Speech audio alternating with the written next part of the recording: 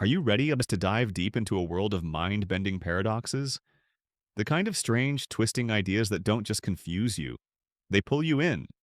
They twist your thoughts, challenge your logic, and somehow in the middle of all that chaos, they leave you with a strange, thoughtful calm. This isn't just a video you watch. It's a 1-hour journey. A slow descent into the most puzzling corners of human thought. A ride where each idea, each question, doesn't just sit quietly. It demands your attention.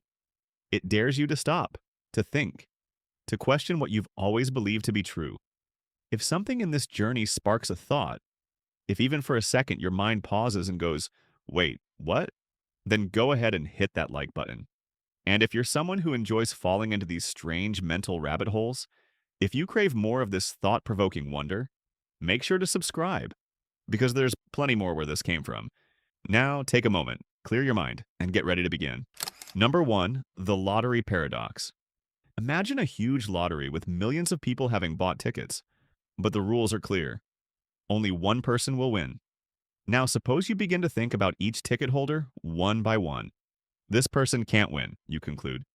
Then the next person, they won't win either, and so on until you've convinced yourself that none of them will win. But now, if you believe that no one is going to win, it means that everyone will lose. And yet, this contradicts the very rule of the lottery. There must be one winner. This is the lottery paradox. It reveals how our individually reasonable assumptions, when combined, can create a collective falsehood. In other words, while it might seem logical to assume that each person won't win, believing this for everyone collectively becomes irrational. This paradox isn't just limited to lotteries. It challenges the way we think. When we draw conclusions about everything in the world separately, do we analyze them as a whole, or do we make the mistake of understanding each thing in isolation? For example, if we assume that everyone will fail, then what does success even mean? The lottery paradox forces us to reconsider that personal knowledge is not enough. It must be tested in a broader context. And when you lie in the stillness of the night, lost in this thought, it feels as if every ticket holder's hope is slowly sinking into the depths of sleep. Number 2, the omnipotence paradox. Imagine an all-powerful force, a power that can do anything. It can create universes, destroy them, twist time, give birth to thoughts, and craft existence from nothingness. Now a question arises. Can this omnipotent force create a stone so heavy that even it cannot lift it? If yes, then that would mean it can't lift the stone, which means it is not truly omnipotent. But if no, then that means it cannot create such a stone in the first place, meaning it is still not omnipotent. This is the omnipotence paradox, an illusion that questions the very nature of complete power. It's not just a question for God or some divine force. It's a challenge to our everyday understanding of power itself. If any leader, institution, or system claims to have the power to do anything, we must ask, can they break their own rules? Can the law declare itself invalid? Can reason erase its own limits? Here, omnipotence becomes a state where power begins to collapse under its own weight. Think about it a little deeper. When someone says, I write my own destiny, can they also decide what they will want? Can a person change so much that they no longer recognize their old self? If yes, then who are they? The old self or the new one? In this paradox, we find ourselves at a point where logic traps us in an endless loop. And that's the beauty of it. We think that through reason we can understand everything. But the omnipotence paradox reminds us that even logic has its limits. Beyond those limits, words disappear and only silence remains. Notice, this paradox does more than ask questions.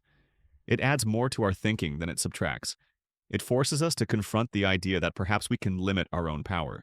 Human history is full of attempts to gain total control, and every time we came close, we were reminded of the profound limitations we carry within us. Now, close your eyes with this thought. Perhaps for any power to truly exist in balance, a weakness is necessary. And if someone is truly omnipotent, perhaps their greatest strength lies in their ability to limit themselves. Number 3, the grandfather paradox. Imagine you have the power to travel through time. You step into a time machine and set off towards the past, so far back that you reach a time before even your grandfather was born. You see him as just an ordinary man, working, building a family, living his life. But now a thought crosses your mind, a thought that could change everything. What if you killed your grandfather before he ever had children? It sounds cruel, but this question isn't about violence. It's about logic. If you kill your grandfather in the past, it means your father is never born. And if your father is never born, then you're never born either. But if you're never born, then you can never travel back in time to kill your grandfather. So how did he die? If he didn't die, you were born. And if you were born, then you can go back and kill him. And this loop continues endlessly. This is the grandfather paradox, a time-related contradiction that breaks the chain of cause and effect. We tend to think of time as a straight line from past to present to future. But this paradox twists that line into a loop where cause and effect start to collapse into each other. Now think, is time really linear, or are we trapped in a loop where every decision, every change is tied to another pulse of time, somewhere else? In the world of quantum physics, some scientists believe that every decision, every possible outcome occurs in its own separate universe. In other words, if you killed your grandfather, that act happens in another timeline, not the one where you were born. But then, does every decision pull us into a new reality? And if so, which reality is real? Is our identity a prisoner of the place where we make our decisions? The grandfather paradox isn't just a time travel theory. It forces us to question our very existence. Can we really change our past, or is it the past that shapes us? And if changing the past is impossible, is the future just as fixed, as predetermined? As you get lost in this web of thought, you feel it. The paradox isn't meant to put you to sleep, but to open the door to sleep. A world where time, existence, and decisions are as blurry and mysterious as dreams themselves. Number 4. The Ship of Theseus. Imagine a very old ship, the Ship of Theseus. It has been docked at a harbor for centuries. Over time, the wooden planks of the ship begin to rot. Every time a plank decays, it's replaced with a new one. Slowly, piece by piece, every part of the ship is swapped out and replaced with something new. Now here's the question. Is it still the same Ship of Theseus? You might think, yes, of course, it's in the same place. Its structure looks the same, but hold on. Someone has been collecting the discarded, rotted planks all this time. They gather them one by one and eventually build another ship from those very same old parts, assembled in the exact same design, in the exact same order. Now there are two ships. One is made entirely of new parts, replaced over time. The other is rebuilt from the original, time-worn pieces. So, if you're asked, which one is the real Ship of Theseus? This is where the puzzle begins. A question that doesn't just challenge logic. It quietly knocks on the door of identity. Because what if we think about ourselves? Every few years, the cells in our body regenerate. Our memories evolve, our thoughts shift, our habits change. So, if everything that once defined us has slowly transformed, are we still the same person we used to be? Or is the idea of a fixed self, the soul, the I, just an illusion, a beautiful trick of continuity? The Ship of Theseus doesn't try to give us a definite answer. Instead, it pulls us into a quiet, unsettling conflict, where every answer feels incomplete. You keep thinking about it, and then something deeper clicks. This question isn't just about objects. It's about relationships, too.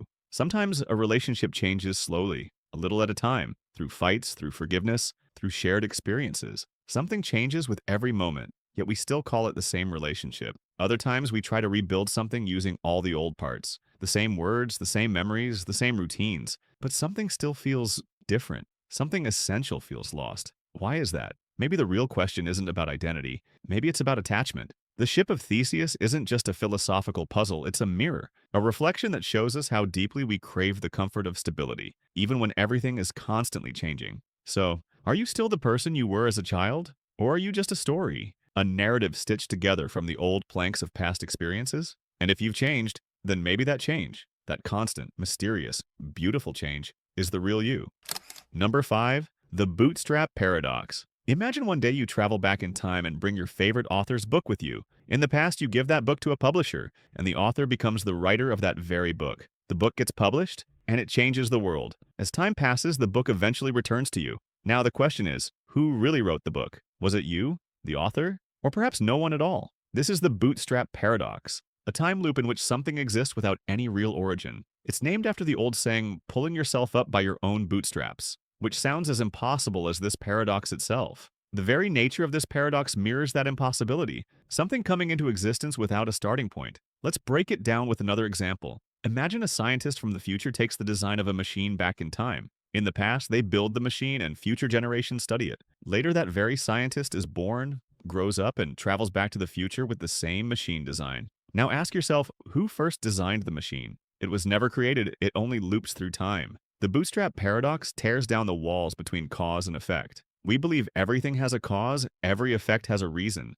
But in this paradox, cause and effect give birth to each other without any original starting point. You can apply this to music, art, or even ideas. Imagine you read a poem, remember it, and one day claim it as your own creation. The poem, caught in the time loop, travels back to the very poet who never wrote it in the first place. Is it still their creation? Or can things exist without any true origin? This paradox asks the ultimate question. Can events occur in time that have no origin? Are we trapped in a bootstrap loop, entangled in our own existence, forever looping? As you ponder this thought, it deepens like sleep, creeping in without warning, pulling us into a silence where questions feel heavier than answers.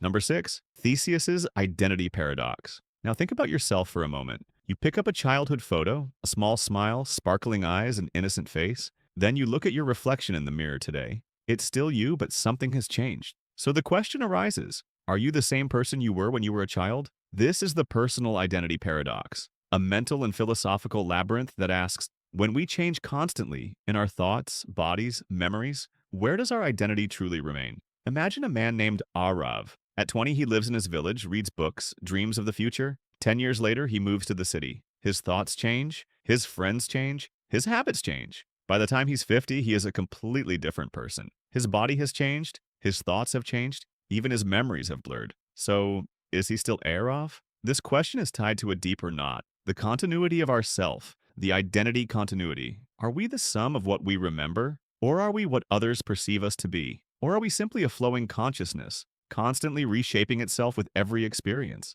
There's another side to this, the identity of the future. Imagine an accident occurs and a person loses all their memories, their name, relationships, recognition, everything disappears. They begin a completely new life. Are they still the same person? Many thinkers have wrestled with this question. Philosophers like John Locke believe that the continuity of memories is what makes up our identity. If memories are lost, the identity is lost as well. But others believe that our soul, our consciousness, or our sense of self is something deeper, something that endures beyond memories. Think about it. When you go to sleep tonight and wake up tomorrow, you still feel like the same person, even if you've forgotten some details from the night before. This feeling of identity gives us a sense of security, the experience of being someone. But is this just an illusion? Because if everything changes, then maybe we are just a permanent stream of change. This thought slowly gives you a strange comfort. Perhaps change is the only constant, and I am not a solid entity, but a constantly evolving, dissolving story. Number 7, the Sorites paradox. Imagine a heap of sand in front of you. You start removing one grain of sand at a time. You take one grain away, and it's still a heap. You remove another, and it's still a heap. Gradually, you keep taking away grain after grain. But the question arises, at what point does the heap stop being a heap? This is the Sorites paradox, also known as the heap paradox. Sorites is a Greek word meaning heap, and this paradox may seem simple, but it challenges our reasoning, language, and decision-making abilities. Now, think about applying this to people. If a person has one white hair, we don't call them old. Then another white hair appears and another. At what point do we start calling someone old? Or imagine someone who's always just 10 seconds late for work. Would we call them lazy? Probably not. But as those 10 seconds stretch over time, they start arriving hours late. Do we then say that they've become lazy? At what moment did the shift happen? This paradox forces us to find the point where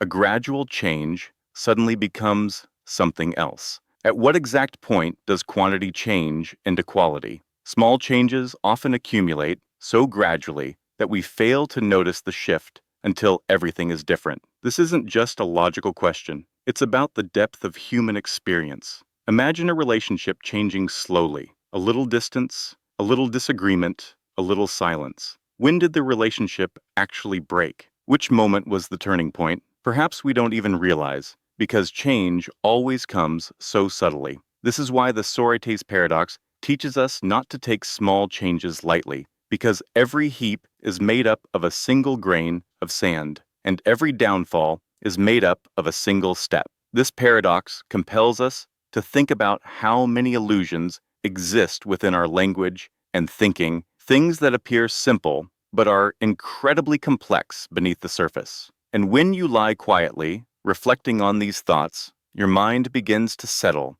into that slowly crumbling heap where the question's voices grow softer and sleep takes over.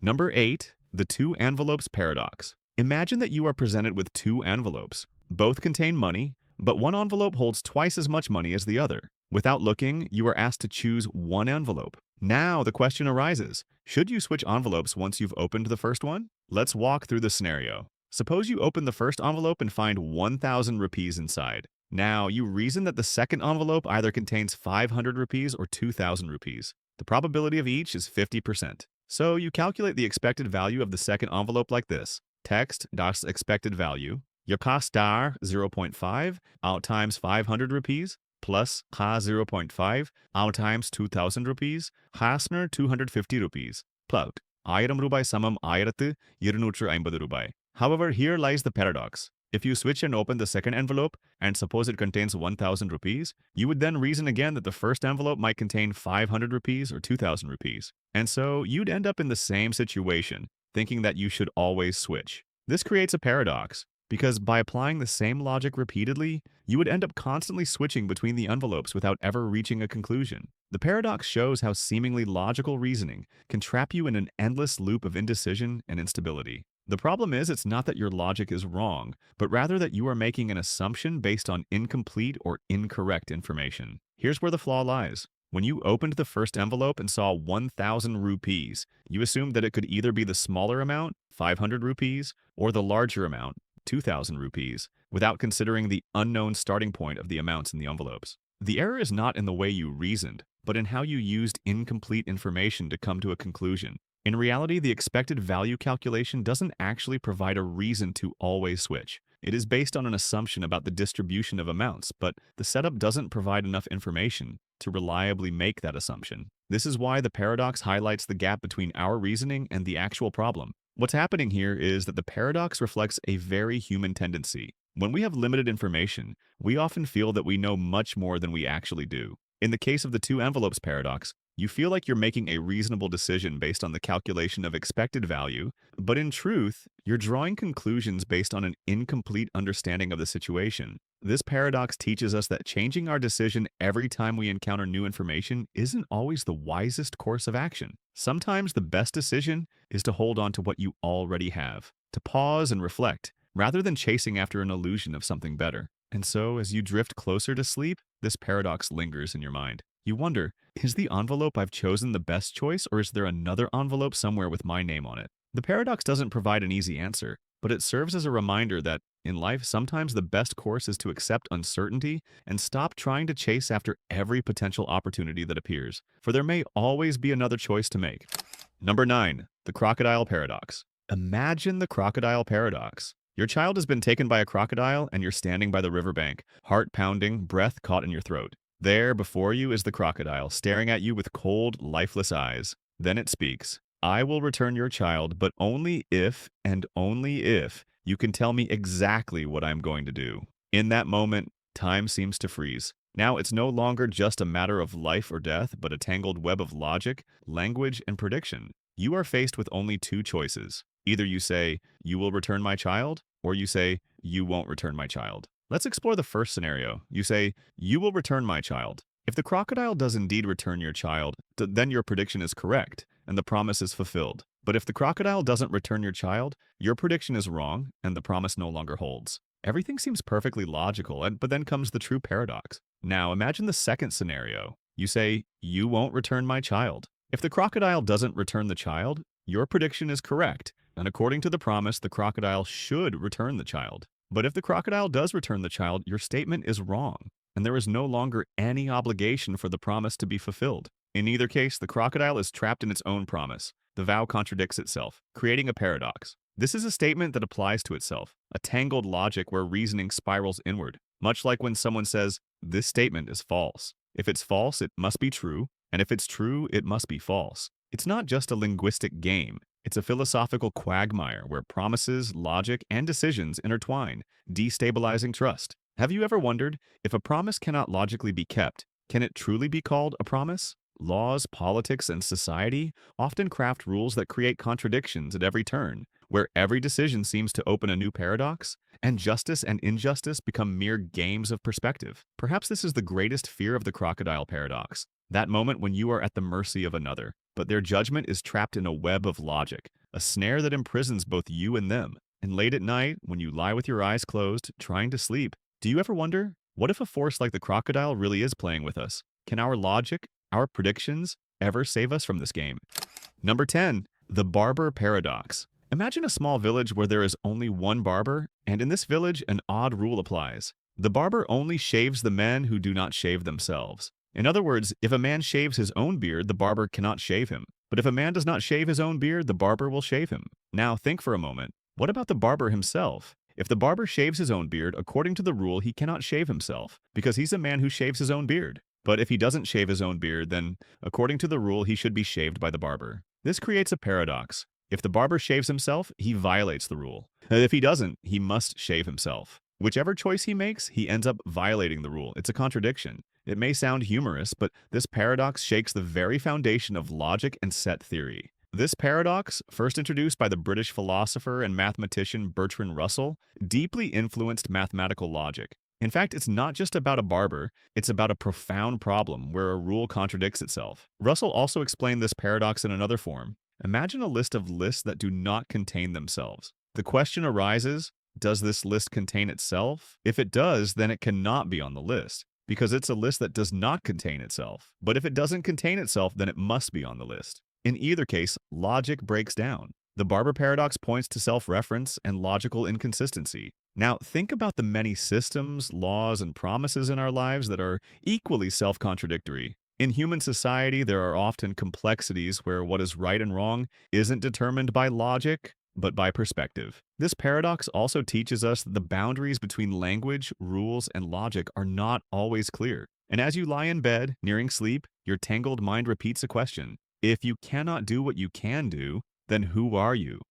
Number 11. The hypergame paradox. Imagine a game called Hypergame. Now, you might be wondering what kind of game that is, so let's slowly peel back the layers. A hypergame is a game where you can choose any finite game, a game with a definite end, like chess, hide and seek, carom, or any game that eventually concludes. These games are all part of the hypergame. But what exactly is a hypergame? It's a game in which you play another finite game. At this point, everything seems perfectly straightforward. But here's where things get tricky. We say that the hypergame itself is finite because it involves choosing another finite game. Now, the question arises, is the hypergame itself finite? If yes, then we could choose the hypergame itself as the game within the hypergame, since it's finite. This means you can play a hypergame within a hypergame, and within that, another hypergame, and so on. An endless chain of recursive games. Wait a second, is this still finite? Every hypergame contains another hypergame, which in turn contains yet another. Essentially, we have a game that repeats itself over and over.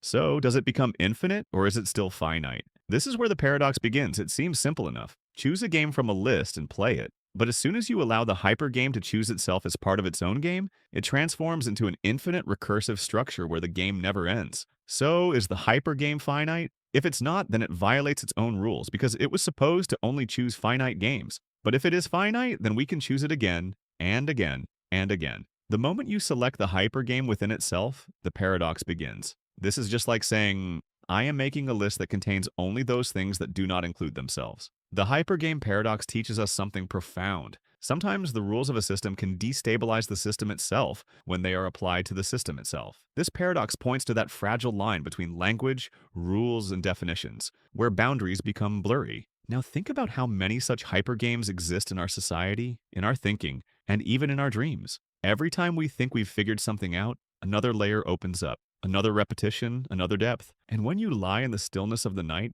eyes closed, your mind wonders, can a game that can play itself ever truly come to an end? Number 12. The paradox of the unexpected winner. Imagine a competition taking place with participants from all over the country. Everyone is confident they have a chance to win, but only one winner can emerge. Now, think of one participant. Let's call him Ravi. Ravi believes that his chances of winning are practically impossible. In fact, he's convinced that even coming in last would be a great achievement. He tells his friend, I'm not even expecting to make it to the top. The competition unfolds, each participant performs their part, and then the results are announced. To everyone's surprise, Ravi is declared the winner. Everyone is shocked, including Ravi himself. But here comes the real paradox. Did Ravi know that he was going to win? No, his expectations were far from victory. So did he win unexpectedly? Yes, but wait, think about it. If someone wins unexpectedly, doesn't that make their victory expected in a way? The moment you consider the possibility of someone being an unexpected winner, that thought itself makes it a form of expectation. And once you've thought about it, it's no longer unexpected. This line of reasoning arises from an old classic paradox known as the unexpected hanging paradox. In this paradox, a judge tells a prisoner, "You will be hanged on one day next week, but the day of your hanging will be a surprise." The prisoner thinks, "If I'm not hanged by Friday, I'll know it will be Friday, and it won't be a surprise anymore. So Friday can't be the day." He goes on thinking that Thursday is the last possible day, then Wednesday, and so on. He concludes that he can't be hanged at all, but then, in the middle of the week, he is hanged and is shocked, because it was indeed a surprise. That's the crux of the unexpectedness paradox. Now, returning to Ravi's story, if Ravi thought he wouldn't win and then he won, he became an unexpected winner. But the real question is the concept of the unexpected winner a rational idea, or is it just the limit of our assumptions? This paradox challenges the way we think. Can we ever truly experience the unexpected? Or does our mind always create some form of expectation, and when something happens, it frames it in a way that makes it understandable? The depth of this paradox helps us realize how often we are tangled in webs of probability, assumptions, and experiences. We think we know who will win and who won't, what the future holds, but life constantly surprises us with new unexpected winners. And the deepest insight here is that what we don't understand might not just be an illusion, it could also be the truth.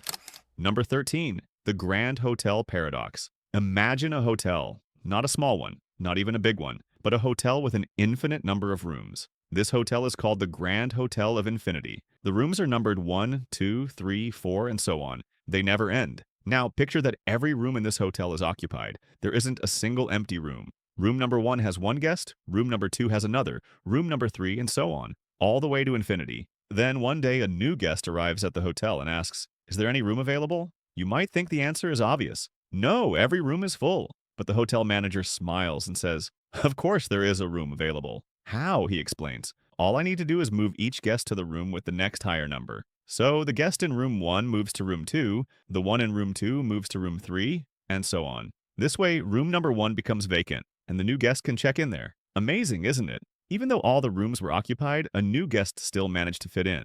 This is the famous Hilbert's Grand Hotel Paradox, introduced by the renowned mathematician David Hilbert. But the story doesn't stop there. What if 100 new guests show up at the same time? What happens then? The manager works his magic again. This time, he moves each guest to a room that's 100 numbers higher. The guest in room 1 moves to room 101, the one in room 2 moves to room 102, the one in room 3 moves to room 103, and so on. This way, rooms 1 through 100 are vacated, and the new 100 guests can occupy those rooms. But what if an infinite number of new guests arrives? The manager's strategy this time is to move each guest to a room whose number is doubled. The guest in room 1 moves to room 2, the one in room 2 moves to room 4, the one in room 3 moves to room 6, and so on. This vacates all the rooms with odd numbers, rooms 1, 3, 5, 7, and so on, which are now free to accommodate the infinite number of new guests. Incredible, isn't it? An infinite hotel, already full, still finds room for more infinite guests. This paradox reveals how the behavior of infinity defies our ordinary understanding.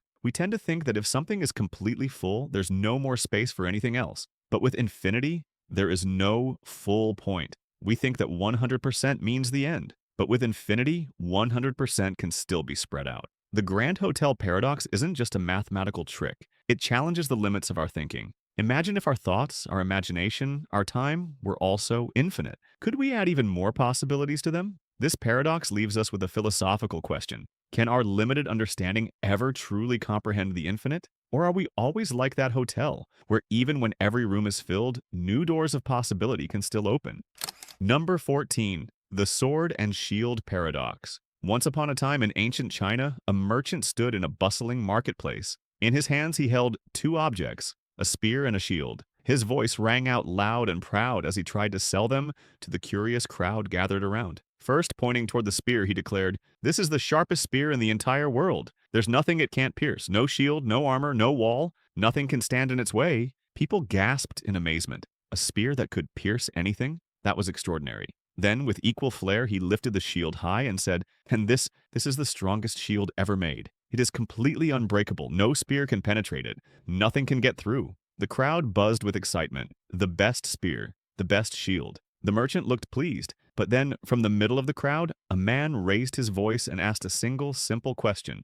What would happen if your spear was used against your shield? Suddenly, the merchant fell silent. Think about it. The spear can pierce anything, and the shield can be pierced by nothing. So what happens when the unstoppable spear meets the immovable shield? This is the sword and shield paradox, known in Chinese as Zixang Mao Dun, Zishang Mao Dun, which literally translates to mutual contradiction between one's own spear and shield. Over time, the word Mao Dun, meaning contradiction, became the very term used in Chinese to describe a paradox, a situation where two seemingly true statements clash so violently that they cannot both be true. Let's dig deeper. This paradox hides a powerful conflict of logic within it. Two claims are made. 1. My spear can pierce anything. 2. My shield cannot be pierced by anything. But both can't be true at the same time. Why? Because if the first claim is true, then the spear should pierce the shield. And if the second is true, then the shield should stop the spear. One of them has to be false. Yet the merchant claims that both are absolutely true.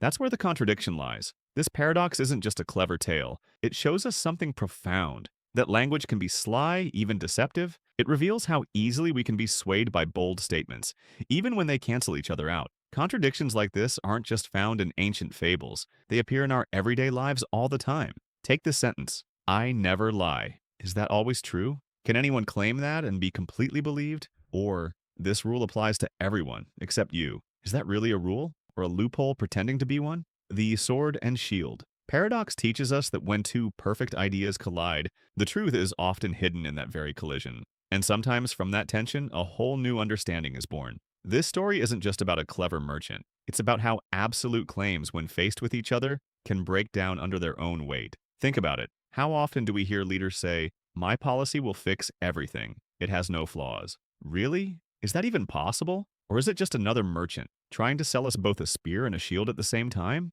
This paradox, then, is not just a riddle. It's a mirror. One that reflects the contradictions we live with, the questions we ignore, and the truths we often overlook. Number 15. The Pinocchio Paradox. You've probably heard the story of Pinocchio, the wooden puppet who could walk, talk, and most famously, whose nose grew longer every time he told a lie. A magical feature that exposed his dishonesty instantly. But now, imagine this. One day, Pinocchio says, my nose is about to grow. Hold on. This is where the real game begins. Let's look at that sentence carefully. If what Pinocchio said is true, then his nose should grow, right? Because he predicted it, and it's happening. That would make him honest. But his nose only grows high when he tells a lie. So if his nose does grow, then that would mean he was lying. But if he was lying, then the statement, my nose is about to grow, is false, which means his nose shouldn't grow. But then again, if his nose doesn't grow, that means he told the truth, which means it should grow, and round it goes. This is the Pinocchio paradox, a mind-bending loop where a statement defeats itself. It's what's called a self-referential paradox, a sentence that refers to itself in a way that breaks logic. It's similar to the classic liar paradox. This statement is false. If it's false, then it must be true, but if it's true, then it must be false. Now, what makes the Yas Pinocchio version even more fascinating is that there's a physical consequence that's attached, his nose growing. It's not just about logic anymore, it's about something real happening in response to a contradiction. Let's think again. Pinocchio's nose only grows when he lies, so his statement becomes a trap, a logical maze where truth and falsehood cancel each other out, yet still demand a result. A child's sentence turns into a problem that baffles reason. In the world of philosophy and logic, this is known as the you-liar paradox with consequences. A version of the liar paradox where a lie doesn't just remain a lie, it triggers an outcome. Interestingly, this paradox didn't come from an ancient text or a philosophical paper. It was first brought into public discussion in 2001 by an 11-year-old girl named Veronique Elder Smith, who posed it to her father, a professor of logic. Since then, the question has gained attention among logicians and philosophers worldwide. And now think, what if a character like Pinocchio could twist not only morals, but the very threads of logic itself? The paradox hides a deeper truth. Is it possible for a statement to be so tangled that both truth and falsehood exist at the same time? In our everyday lives, don't we often say things like, I have nothing to say, or I'm done thinking? Aren't these self-referential too? How can you say you have nothing to say while saying something? Sometimes our thoughts dig so deep they begin to undermine themselves. The story, Pinocchio paradox, isn't just a fun twist in a children's tale. It has become a symbol of the limits of human reasoning, the fragile boundaries of language, and the strange places where truth begins to fold in on itself. It reminds us, logic isn't always neat. Sometimes even the simplest sentence from a wooden puppet can unravel everything we think we know.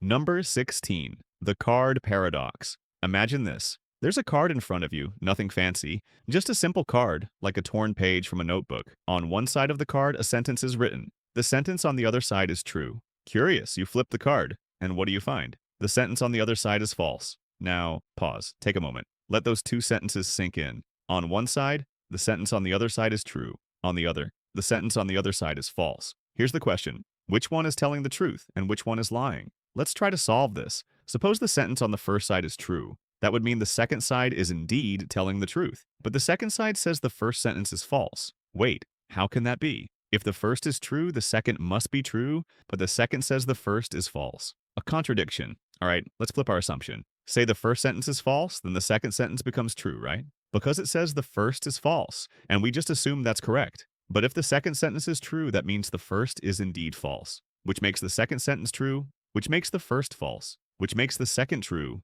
You're caught in an endless loop, round and round, truth chasing falsehood, logic twisting in on itself like a snake eating its tail. This is the card paradox, a beautifully simple yet profoundly mind-bending example of self-reference. When a sentence starts to talk about itself or something too close to itself, like the famous statement, "This statement is false." It's the same trap, language folding in on itself until meaning collapses. Now imagine this. What if both sides of the card are taken together, as a whole, as one entity? Then you enter a strange space, a space where truth and falsehood coexist. Both are present, yet neither can be pinned down. No final answer, no absolute conclusion. Philosophers call this a semantic paradox, where the very structure of language becomes so entangled that it starts undoing its own meaning. But here's where it gets really interesting. These paradoxes, these logical traps, don't just live in theory or on pieces of paper, they live among us. Think about it. You've heard people say things like, "I'm not lying." Honestly, I never claim I'm always right, but I'm not wrong either.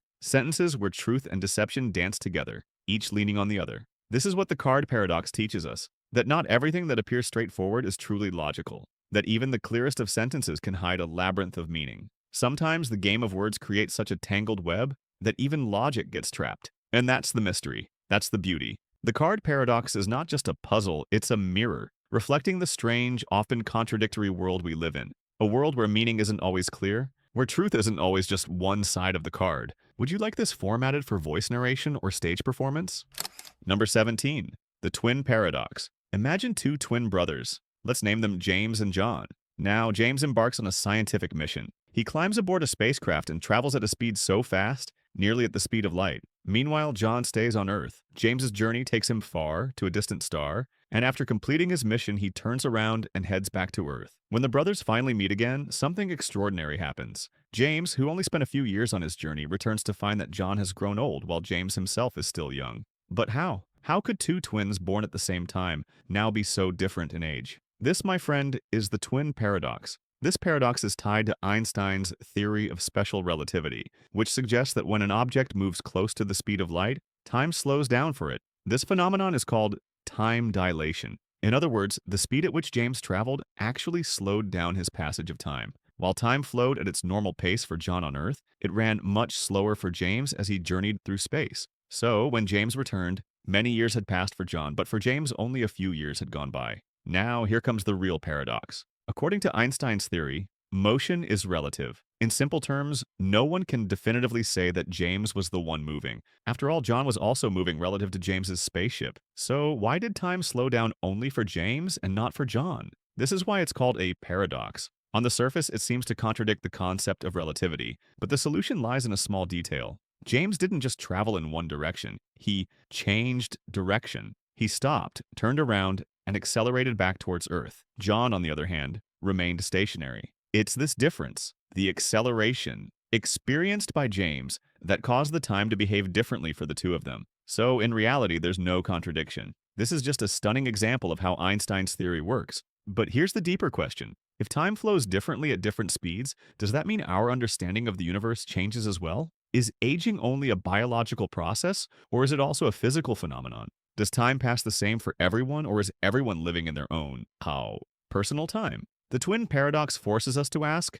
is the life we experience truly the same for all of us, or is it in fact unique to each individual? Is our shared reality truly the same, or are we all living in different dimensions of time? Number 18, the paradox of the unexpected hanging. Imagine this. A judge in a courtroom sentences a prisoner to death. The judge says, "You will be hanged on one day next week, but the day will be a complete surprise to you. You will not know which day it is until the morning of the execution." The prisoner, puzzled, starts to think it through. He begins reasoning. If I were to be hanged on Friday, then by Thursday night, I would know. After all, Friday is the last day of the week, and if I hadn't been hanged by Thursday, then it must happen on Friday. But that means it can't be Friday because it would no longer be a surprise. Okay, he continues, if it's not Friday, then Thursday must be the latest possible day for the hanging. But if Thursday were the day, then by Wednesday night, I'd know it would happen the next day. And so, Thursday can't be the day either. He keeps reasoning like this, going through each day of the week, logically ruling out Wednesday, Tuesday, Monday, until he concludes that it is impossible for him to be hanged at all. Confident, he smiles to himself. He's certain that the judge's sentence is a trick, and he will never be hanged. But then, on Wednesday, the unexpected happens. He is hanged, and he's completely shocked. This, my friend, is the paradox of the unexpected hanging. This paradox raises a deep and intriguing question. When we try to resolve an uncertainty using logic, we often end up eliminating the very uncertainty we're trying to understand. The prisoner's mistake was assuming that he could figure out the day of his hanging, but in doing so, he turned his reasoning into the very thing that made the hanging impossible for him to predict. As soon as he thought he knew, he was wrong. This paradox doesn't just apply to the justice system. It attacks our understanding and assumptions about uncertainty itself. Even today, it remains an open challenge for philosophers, logicians, and mathematicians. Can we ever fully know something uncertain? Or are some things uncertain precisely because our attempts to know them change the nature of the uncertainty? The paradox of the unexpected. Hanging teaches us that sometimes the very act of trying to know something makes it impossible to know it all. Number 19. The paradox of the ruler. Imagine you have a perfectly straight ruler, a flat tool with which you can measure the length of anything. You pick it up and use it to measure the length of some strange object. Now, stop for a moment and think. Can you truly know the object's real length? Now turn the question around. Can you even measure the length of the ruler itself accurately? This is the heart of the ruler paradox. Every time you measure something, you're using some other standard as a basis. But when it comes to measuring the standard itself, how can you be sure that the ruler is absolutely perfect? This paradox becomes even more interesting when we bring in special relativity and quantum mechanics. Einstein's theory says that when an object moves at high speeds, its length contracts. This contraction depends on the observer's frame of reference. In simpler terms, if the ruler is moving very fast, the way it is measured will be different for an observer who is standing still. But here's the real twist. What if both the measurer and the object being measured are both in motion? What's the real solid length then? There is no single definitive length. Now let's dive into the quantum level. Quantum physics tells us that we can never measure both the position and velocity of a particle with complete accuracy at the same time. This is known as Heisenberg's uncertainty principle. So, if you try to measure the position and speed of each individual atom of the ruler, you'll never be able to determine its exact length. And this is where the ruler paradox is born. The question arises, when we measure something, are we really seeing its true nature? Or are we just making an approximation based on our limited perspective? Is measurement itself an illusion? And if our very standard of measurement changes, what can we truly call the truth? If every observer has their own way of measuring, how can there be just one universal truth? The ruler paradox shows us that the foundation of our certainty is, in itself, very unstable. The tool we use to measure the world isn't permanent. Sometimes our belief in accuracy is less about precision and more about a consensus. We accept something as true simply because we all see it the same way. But what happens if our perception isn't capable of measuring the thing we're trying to measure? Number 20, the unexpected exam paradox. Imagine this. A professor walks into the classroom and announces, "This week there will be a surprise test, and none of you will know in advance which day it will happen." The students are immediately thrown into a state of confusion. When will the test be, they wonder. They begin reasoning. If the test were to be on Friday, then by Thursday night we would know. Friday would be the last day left, so we could easily figure it out, which means the test can't be on Friday. Okay, one student says. If it's not Friday, then Thursday becomes the last possible day. But by Wednesday night, we'd know it must happen on Thursday. So the test can't be on Thursday either. They continue eliminating each day one by one. Wednesday, Tuesday, Monday. Eventually, they all come to the conclusion there will be no test at all. But here's the twist. On Wednesday morning, the professor walks into the class and gives the test. The students are stunned. How could it be? They had convinced themselves that the test was impossible, yet it happened. And it was indeed a surprise. So, what happened? Was their reasoning wrong? Or did the definition of a surprise change? This, my friend, is the unexpected exam paradox. This paradox points to the limits of our knowledge. Sometimes when we overthink and analyze things too deeply, we lose touch with reality. It shows us that logic and truth don't always align. Some things exist outside of reason, and they have an impact when we least expect it. Think for a moment. Have you ever faced life's challenges, the ones you didn't see coming? Were you ready for them? Or did the surprise catch you off guard, just like it did for these students? Number 21. The paradox of self-replicating machines. Imagine a machine that can perfectly replicate itself, not just its physical parts, but also its software, its intentions, and the very desire to create itself. This is the core concept of a self-replicating machine. Now, consider this. If a machine can create an identical copy of itself, and that copy can do the same, can this process ever stop? At first, it seems simple. Let's say you have machine A, which creates machine B, and machine B then creates machine C. But before long, you unknowingly find yourself caught in an exponential explosion. Each machine creates 2, 2 create 4, 4 create 8. Within no time at all, billions of machines exist. The question then arises, laik, who will oversee all of these copies? Can a human possibly control this chain? Or will these machines begin to create their own rules, their own purposes? Now, let's dive deeper into the paradox. Let's say each machine starts making slight modifications to its design, perhaps a small change like the size of a screw or a slight adjustment in the code.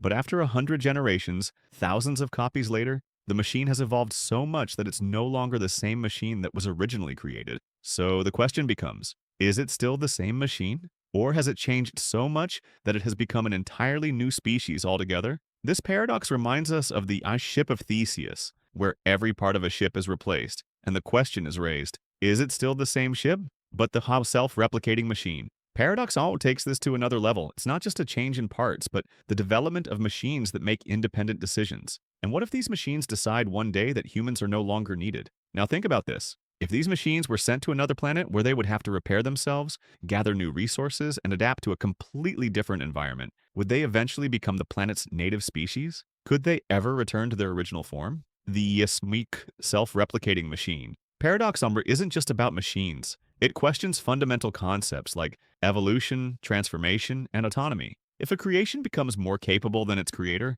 does the creator still own it? Or will the creation forge its own world where the rules are set by the machines themselves?